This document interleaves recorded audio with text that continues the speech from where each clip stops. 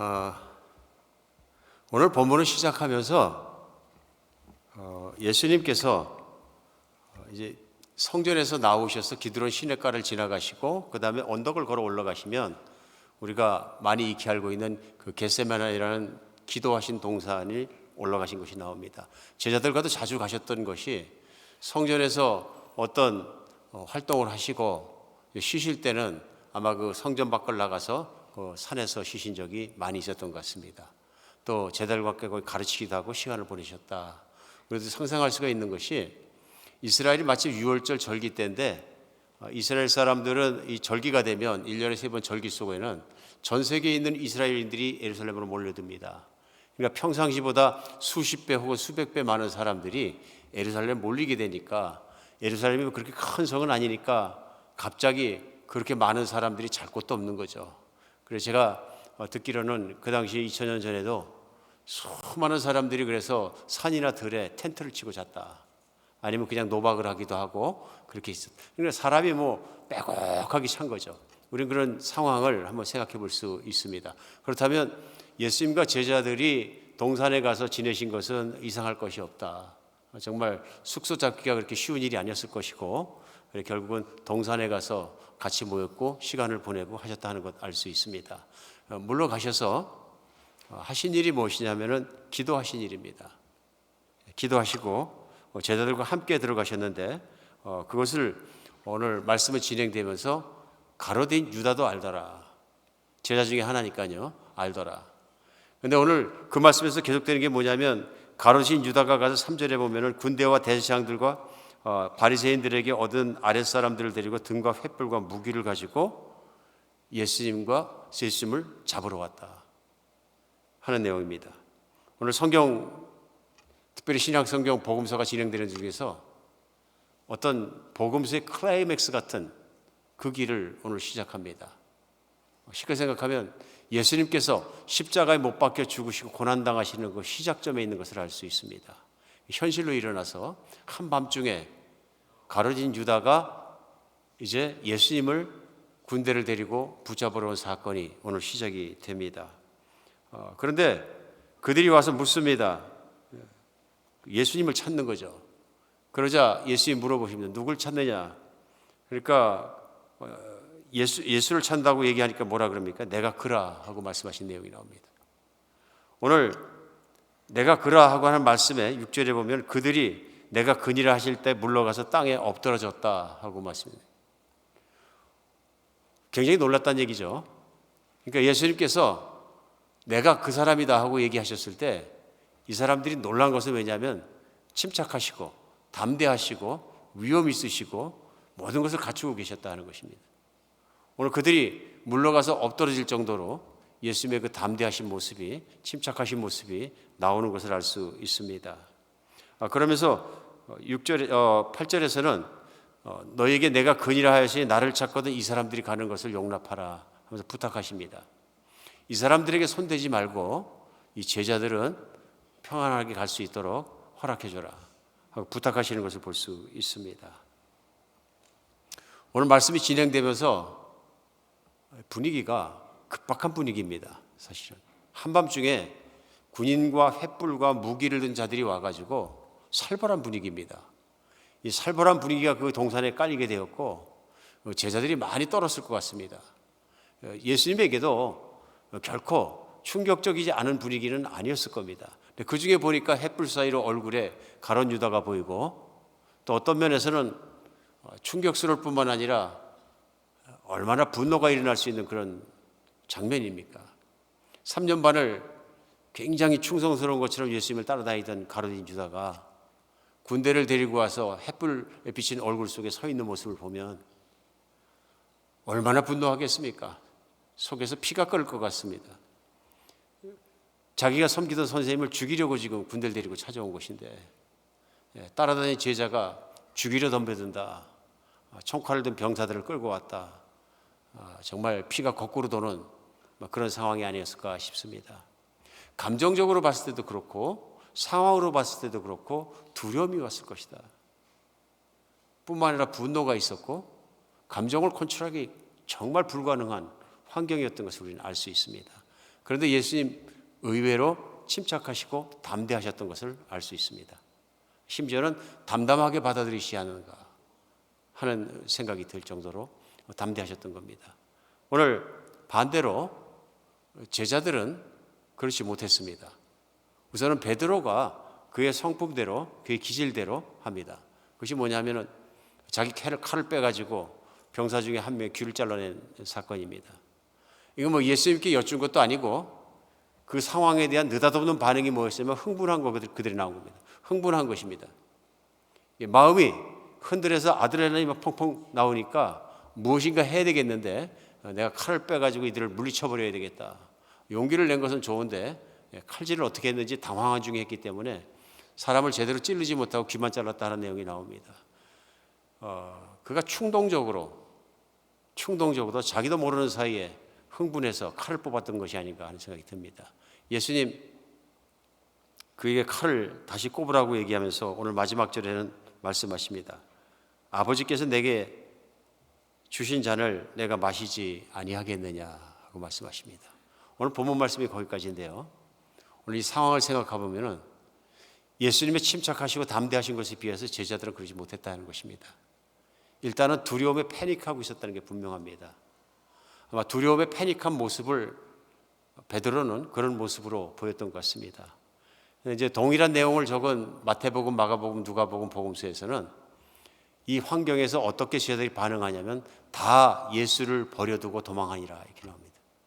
그러니까 한두 명이 아니고요. 모든 제자들이 다 예수를 버려두고 도망하니라.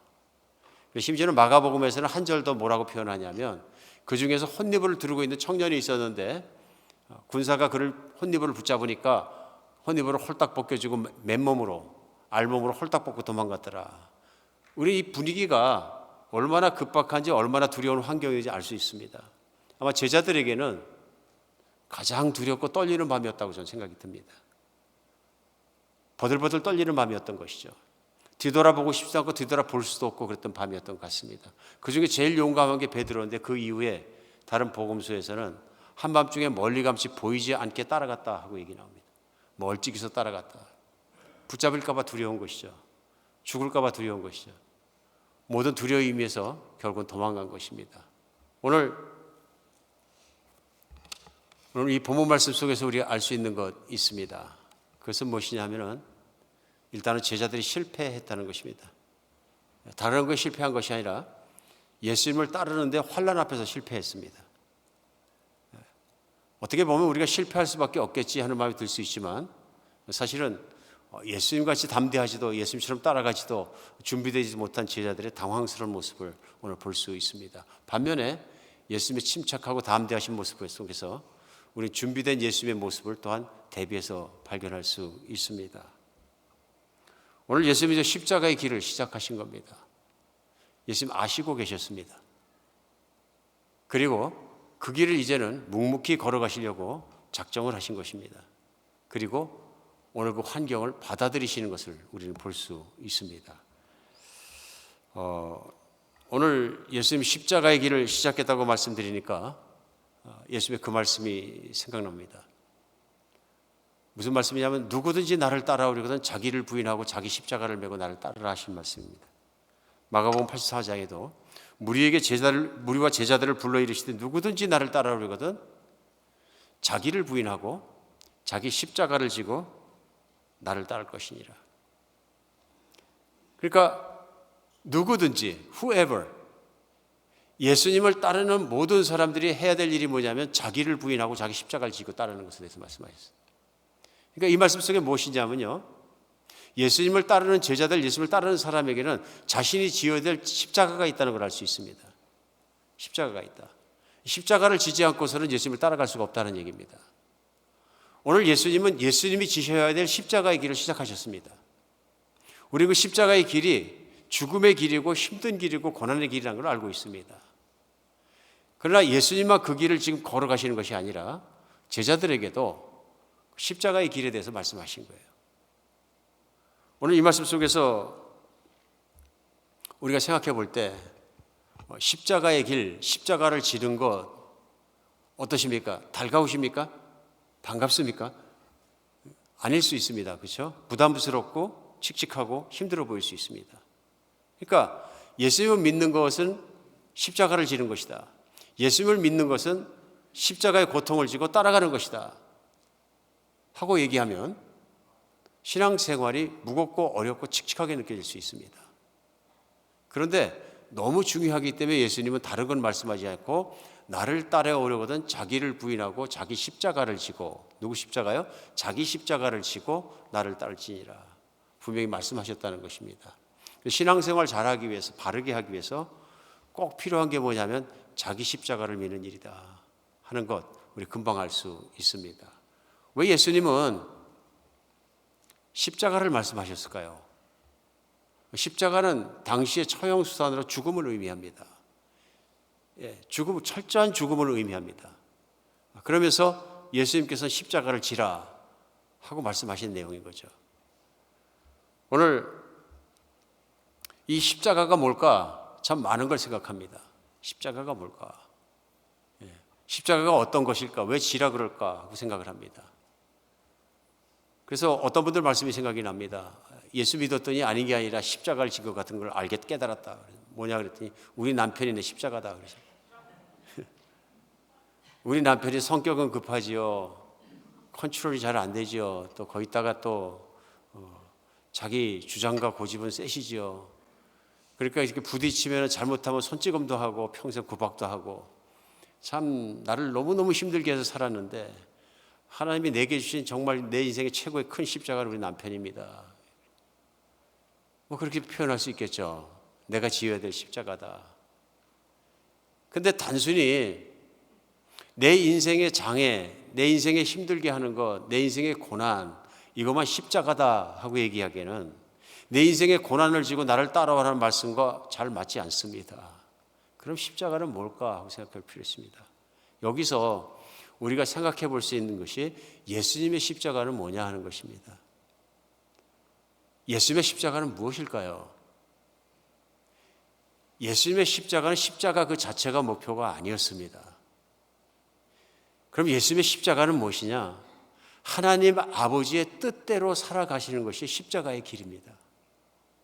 하나님의 뜻이 무엇이었냐면 예수님께서 십자가에 못 박혀 돌아가시도록 순종하고 십자가에 돌아가시는 것이 하나님 아버지의 뜻이었습니다. 그러니까 여기서 중요한 게 뭐냐면 하나님 아버지의 뜻을 죽기까지 순종하시고 가야 되는 길이 십자가의 길이었다는 거예요. 오늘 예수님이 제자들에게 말씀하시는 십자가를 지고 따라오라는 얘기는 무슨 뜻이냐면요, 십자가는 곧 생명을 내놓는 죽음을 의미하기 때문에 내 자신이 완전히 죽어서 예수 그리스도의 뜻을 온전히 성취하고 따를 때까지 따라오라는 것을 의미하신 것이죠. 그러니까 쉽게 생각하면요, 아까 어떤 분이 남편이 내 십자가요 하고 말씀하셨다 그러는데 사실은 그럼 십자가가 무엇이냐? 남편이 십자가가 아니라 예수님의 말씀대로 그런 남편을 마음과 뜻을 다해 사랑하는 것이 십자가라고 해요. 이해 가십니까? 우리 예수님의 십자가는 그런 십자가입니다. 아버지의 뜻대로 그대로 따라간 완전한 순종의 십자가입니다. 이게 왜 이렇게 중요하냐면요, 인간은 하나님의 뜻을 철저하게 따라가는데 철저하게 실패했거든요. 아담 때부터요. 그래서 첫사람 아담과 하와 때부터 실패하고 그 후손 모두가 실패한 그것을, 따라가지 못한 것을 오늘 이 땅에 사람으로 오신 하나님의 아들 예수 그리스도께서 온전하게 이루신 것이 뭐냐면 목숨을 다 내어놓고 돌아가시기까지 십자가의 죽음을 받아들이시고 순종한 일입니다. 굉장히 중요한 것이죠. 이게 십자가의 길인 거죠. 오늘 예수님께서는 제자들도 예수님을 따라올 때 그냥 따라오는 것이 자기 십자가를 메고 따라오는, 자기 생명을 부인하고 자기 자신을 부인하고 생명을 다 바쳐서 예수님을 따라오는 것을 말씀하신 것이 십자가라고 믿어집니다. 그렇기 때문에 예수님 말씀 따르기 위해서는 정말로 그 말씀을 따라가는 길에 고난도 고통도 있을 수 있다. 쉽게 생각하면 우리가 삶을 살아가면서 예수님을 따른다는 것이 무엇이냐면 내가 내 원수를 사랑하라 그러시면 이게 원수 사랑이 잘 안 되는 데 문제가 있는 겁니다. 실제로 현실적으로 그렇지 않습니까? 원수를 사랑하라는 예수님의 말씀은 분명히 합니다. 근데 내가 원수가 화가 날 만한 원수의 일을 당했어요. 근데 실제로 이 말씀이 떠오르긴 하더라도 그대로 적용하는 것이 삶에서 보통 힘든 일이 아니다. 왜 힘듭니까? 못한다고 생각하고 내 감정상으로 안 되기 때문에 그렇습니다. 원수를 갚고 싶지, 되돌려주고 싶지, 원수를 용서하고 오히려 예수님 말씀으로 원수를 축복하고 싶은 마음은 안 나는 것입니다. 근데 그게 언제 나느냐? 예수님을 믿고 내가 거듭나서 내가 살아가는 삶의 방식과 모든 것 예수님의 뜻을 따라 사는 것이라고 분명한 헌신을 하고 분명한 길을 잡고 믿음으로 살아갈 때 그런 상황을 당하게 되면 예수님의 뜻이 무엇입니까? 저는 주님의 뜻을 따르겠습니다 하고 따라갔을 때 내 원수도 사랑하라 하는 말씀이 생각났다면 그 말씀을 따라가는 것이 맞다는 것입니다. 이게 십자가인 거죠. 그 말씀을 따라가려면 나한테 고통이 따르는 거죠. 내가 죽는 것 같은 고통이 따를 수도 있다. 내 생명을 내려놓을 만큼 고통이 따를 수 있다. 그러나 그것이 바로 내가 져야 되는 십자가의 길이고 내가 져야 되는 십자가다. 결국은 나 자신에 대한 죽음, 내 뜻이 아니라 예수님의 뜻대로 살겠다는 나 자신에 대한 죽음, 내 뜻을 내려놓는 아픔과 길들이 분명히 있다 하는 것입니다. 오늘 우리가 이 말씀 속에 생각할 수 있는 건 제자들은 실패했습니다 하는 것입니다. 무엇을 실패했느냐? 십자가를 지고 따라가는 데 실패했습니다. 오늘 베드로도 그런 모든 제자들이 이런 일을 당했을 때 사실은 예수님이 미리 경고하셨습니다. 말씀하셨고 이런 일이 있을 것과 고난을 당하실 것 다 말씀하셨어요. 그러면 오늘 상황이 닥쳤을 때 제자들이 할 일은 한 가지밖에 없습니다. 이런 상황에서 저희가 할 일은 무엇입니까? 어떻게 해야 합니까? 예수님의 뜻이 중요한 것입니다. 그렇죠? 예수님의 뜻이 중요하고 그 뜻을 따라야 되는 문제입니다. 아마도 예수님께 여쭤보고 예수님의 뜻을 따랐다면 예수님을 계속 따르는 길은 뭐냐면 예수님이 잡혀가시면 예수님이 잡혀가시기 때문에 묵묵히 따라가야 됐을 겁니다. 어떤 신학자가 그런 말씀하셨어요. 무슨 얘기냐면은 오늘 제자들이 그 자리에 가만히 있었더라도 붙잡히지 않았을 것이다. 왜냐하면 이때 잡으러 온 사람들의 목적은 오직 한 가지 예수님을 붙잡는 거였지 제자들까지 붙잡아가지고 어떤 무리를 크게 일어나게 만들려고 그러지 않았을 것이다. 그래서 제자들이 묵묵히 예수님을 따라가도 아무 문제 없었을 것이다. 그래서 제자들의 반응은 달랐거든요. 죽음이란 공포가 들어오는 게 너무너무 무섭다 보니까 그 두려움이 그들을 좌지우지하기 시작한 거예요. 믿음이 아니라 두려움이 그들을 움직인 것입니다. 베드로처럼 충동적으로 그 두려움에 반응할 수도 있고 제자들처럼 무서우니까 앞뒤 보지 않고 도망가 버릴 수도 있다. 두려움이 시킨 대로 하는 것이죠. 예수님이 뭐라 그러셨냐가 중요한 것이 아니라 그 순간 자기 두려움에 대한 느낌대로 반응한 것을 우리는 금방 알 수 있습니다. 그래서 실패한 것이죠. 오늘 우리도 예수님을 섬기며 살아갈 때 쉽게 실패할 수 있습니다. 특별히 두려워할 때마다 우리가 두려움에 의해서 조종당할 수 있습니다. 이 세상을 살아가면서 두려움이 있습니다. 오늘 예수님은 이런 상황 속에서도 두려움이 없으셨습니다. 이게 중요한 것이라는 생각이 듭니다. 살아가면서 얼마나 많은 두려움을 우리가 느끼며 살아갑니까? 오늘 그저 가이드 스톤이라는 그 책에 어떤 미국 분이 그 알렉산더 플룸모어라는 분이 글을 올리셨어요.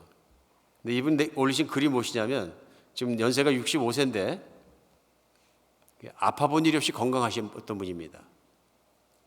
굉장히 건강했던 분인데 정기적으로 1년에 한 번 건강 진단을 받았는데 검사 결과가 뭐냐면 그 이상이 있다고 검사 결과를 받았어요. 그래서 특별히 전립선에 이상이 있다. 그래서 정밀 검사를 받았는데 암 3기라고 판단을 받았습니다.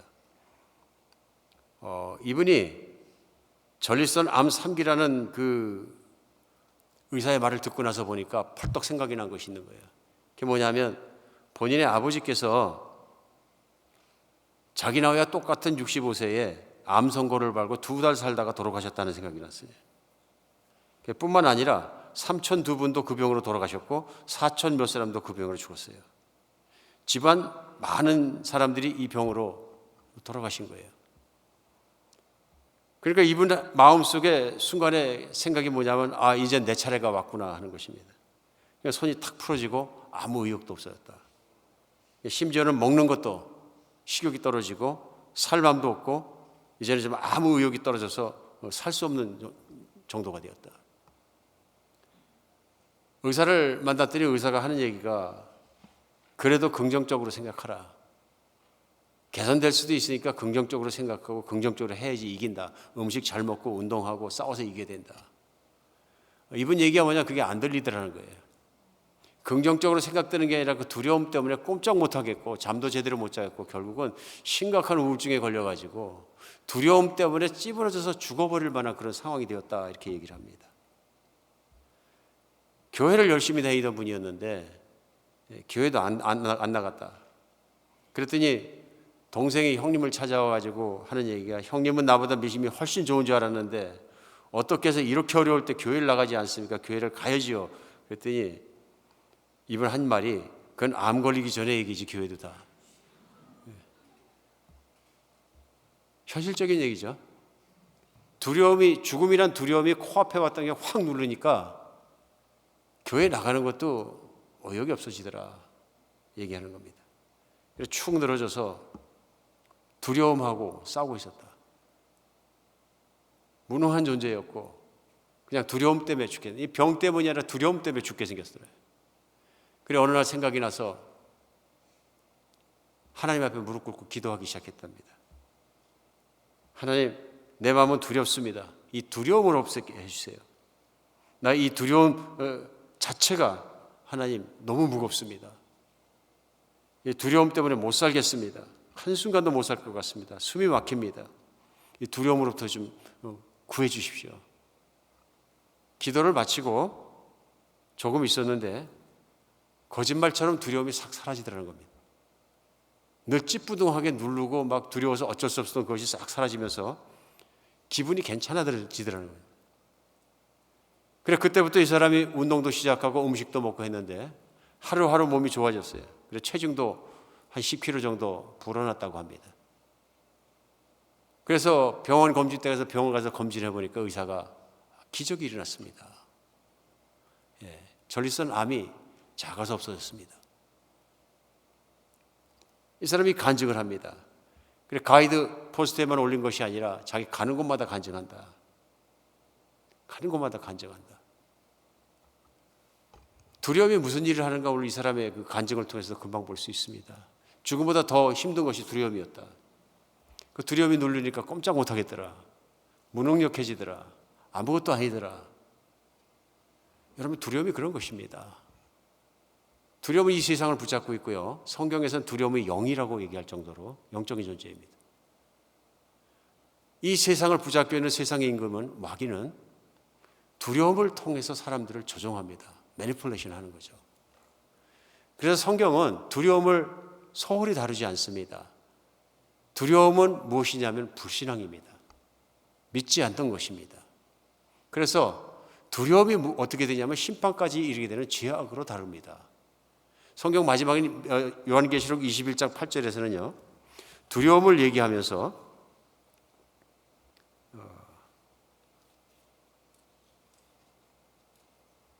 그러나 두려워하는 자들과 믿지 아니하는 자들과 흉악한 자들과 살인하는 자들과 음행하는 자들과 점술가들과 우상숭배자들과 거짓말하는 모든 자들은 불과 유황으로 타는 못에 던져지니 이것이 둘째 사망이다. 무슨 말씀이냐면 지옥 들어가는 사람들을 나열한 거거든요. 그런데 첫 번째 나오는 사람이 어떤 종류의 사람은 두려워하는 사람들이에요. 믿지 않는 사람들 앞에 나옵니다. 하고 흉악한 자들과 살인하는 자들과 음행하는 자들과 점술가들과 쭉 나오면서 맨 앞에 튀어나온 것이 두려워하는 자들이에요. 두려워한다는 것은 그 자체가 믿음이 없는 것을 반증해 주고 있는 것이다. 그러니 불신앙은 죄악이다. 하나님을 신뢰하지 않는 것이 죄악이다 하는 것입니다. 오늘 반대로 요한일서 4장 18절에는 이렇게 말씀하십니다. 사랑 안에 두려움이 없고 온전한 사랑이 두려움을 내어 쫓나니 두려움에는 형벌이 있음이라. 두려워하는 자는 사랑 안에 온전히 이루지 못하였느니라. 그렇죠? 두려움 안에는 형벌이 있다고 요한일서에서 얘기를 하고요. 4장 18절에서는 두려움이 사랑이 온전한 두려움을 내어 쫓는다. 누구 사랑입니까? 하나님의 십자가의 사랑이. 예수 그리스도의 십자가의 사랑이 그 두려움을 내어 쫓는다 하고 말씀하시는 거죠. 오늘 인생을 살아가면서 우리가 현실 속에서 예수님을 믿는 신앙생활을 하면서도 두려움이 있습니다.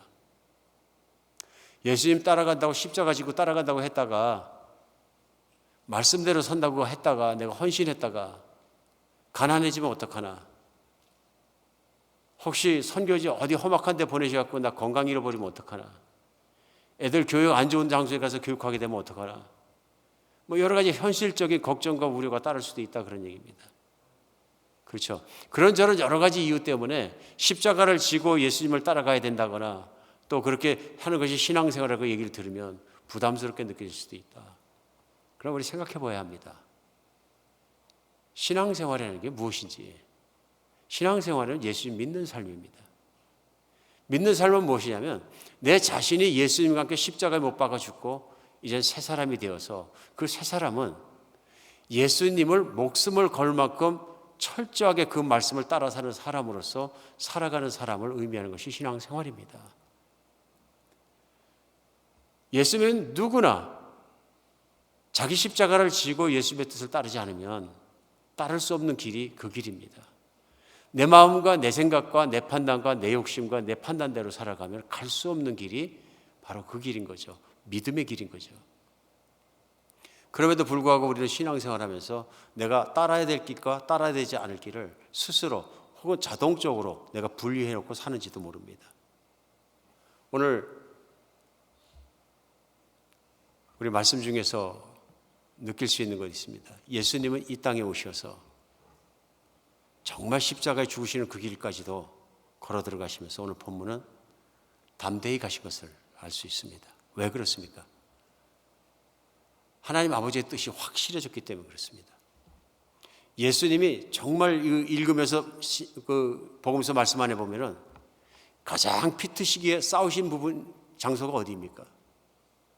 가장 예수님이 힘들게 싸우신 부분이 어디입니까? 가장 힘들게 기도하신 부분이 어디입니까? 바로 이 겟세마네 동산의 기도입니다. 이 십자가를 지는 길을 마지막으로 가기 전에 이 체포되기 직전에 기도하신 내용입니다. 그래 복음서는 다 그 내용이 나오는 겁니다.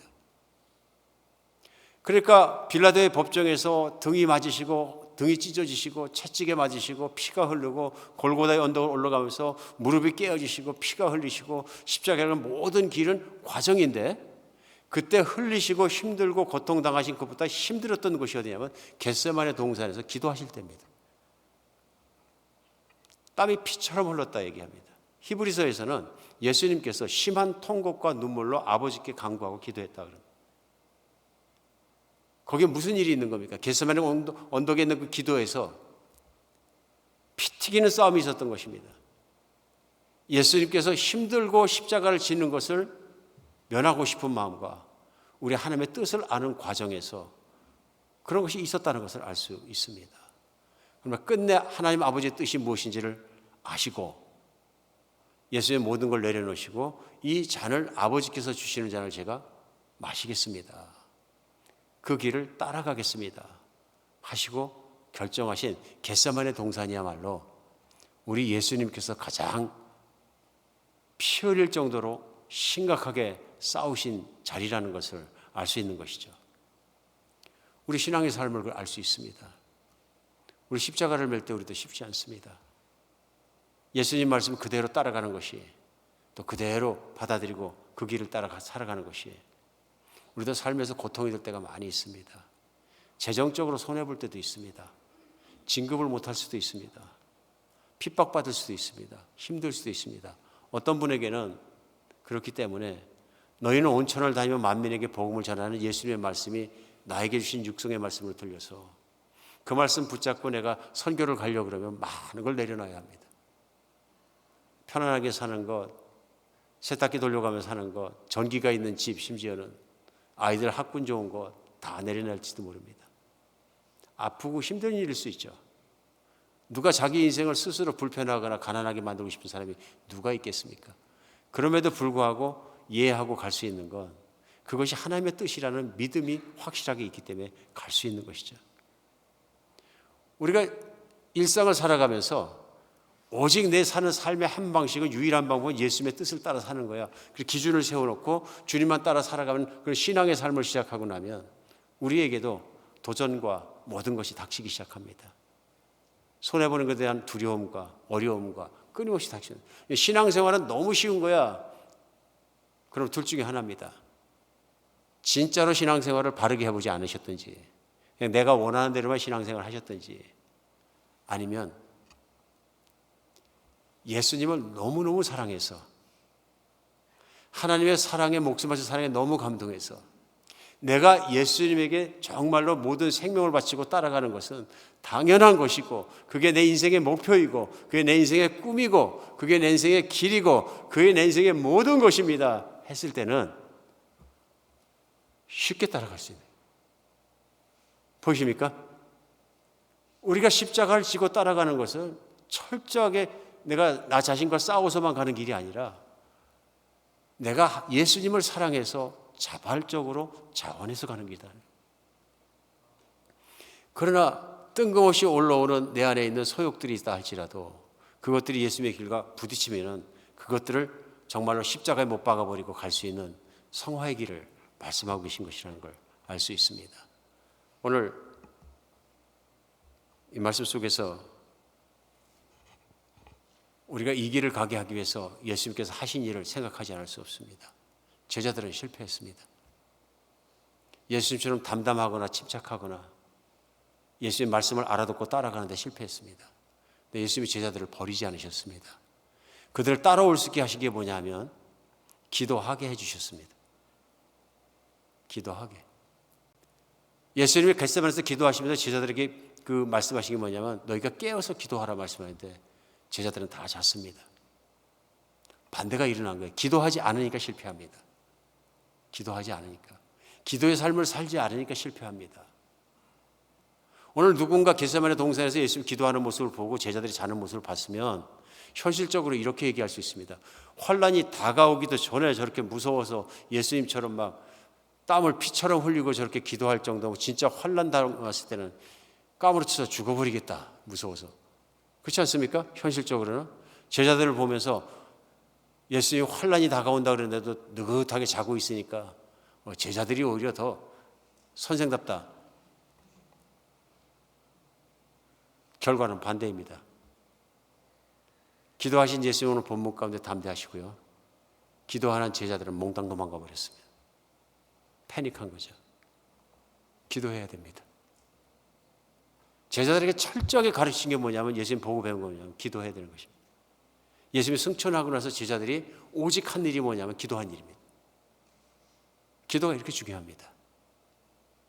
그리스도의 기도 중에 가장 중요한 기도는 뭐냐면 하나님의 뜻을 알게 해 주시옵소서, 하나님을 저한테 계시해 주시옵소서, 하나님의 뜻을 따라 살겠습니다.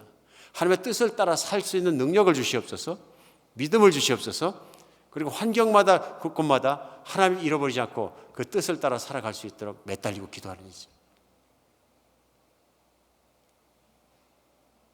두 번째 예수님이 주신 것이 있습니다. 기도하는 제자들 되게 해주셨고요. 성령을 주셨어요. 내 능력만 갖고 안 되는 걸 알고 계셨어요. 그래서 약속하신 게 성령을 보내주신 것이죠. 제자들이 성령에 충만해지자 예수님을 잡아갔던 그 사람들이 잡아가서 이제는 예수님이 아니라 본인을 상대로 취조를 시작했을 때 끄떡없이 두려움 없이 예수님처럼 담대하게 설 수 있었던 거예요. 성령의 능력입니다. 성령 충만 안 받으면 신앙생활 제대로 안 된다는 것이 분명하게 드러난 일입니다. 내 속에서 나와 있는 내 안에 있는 능력이 아니라 성령이 주시는 능력이 있기 때문에 두려움 속에 갇히지 않는 거예요. 죽인다는 협박이 코앞에 있는데도, 재판이 끝나면 바로 죽을 수 있는데도 예수님과 똑같이 40일 전에 죽였던 그 사람들에 의해서 십자가에 죽을 수 있는데도 눈 깜빡 안 하고 이길 수 있는 것은 예수님께서 보여주셨던 태도이고 모습입니다. 성령이 임하시니까 되더라는 겁니다. 그래서 사도행전에는 초대교회 모습이 나오고 사도행전 모습이 나오는 가장 중요한 게 뭐냐면 기도하는 신앙인들. 사도행전 전부 기도하는 교회입니다. 두 번째, 성령의 능력에 이끌려가는 교인들입니다. 그 두 가지가 얼마나 중요한 것인가를 오늘 다시 한번 우리가 생각해 볼 수 있습니다. 사랑하는 여러분, 우리에게도 가야 할 십자가의 길이 있다는 것입니다. 우리 주님을 따라가야 된다는 것입니다. 주님밖에 없습니다. 오늘 세상이 끝나도 남는 것은 예수님밖에 없습니다. 그 진리밖에 없습니다. 그러면 내가 믿는다는 건 예수님을 철저하게 따라가는 것인데 그 길은 내 속에 있는 능력으로 안 되는 일입니다. 나는 그렇게 헌신할 수 있지만 내가 기도할 때 하나님이 주셔야 합니다. 성령으로 능력으로 충만케 해주셔야 합니다. 여러분과 제가 그렇게 따라가는 신앙이 되었으면 좋겠습니다. 두려움 앞에서 겟세마네 동산에서 실패하고 넘어지고 도망가는 신앙이 아니라 또 세상 앞에서 무릎 꿇어버리는 신앙이 아니라 그렇게 살아가는 신앙이 되었으면 좋겠습니다. 기도하겠습니다.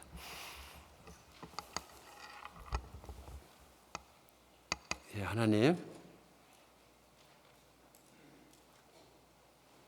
저에게 성령의 충만함을 주시어서 그 말씀을 죽을 때까지 순종하며 따라갈 수 있는 참 신앙이 되게 해 주시고 그 길을 따라 살게 하여 주시옵소서. 우리 주님께서 붙들어 주심과 우리 주님께서 채워주심으로 말미암아 저희가 할 수 없는 그 일을 주님의 이루어 주심을 늘 체험하며 주님의 길을 따르게 하여 주시옵소서. 우리 주 예수 그리스도의 이름으로 기도합니다.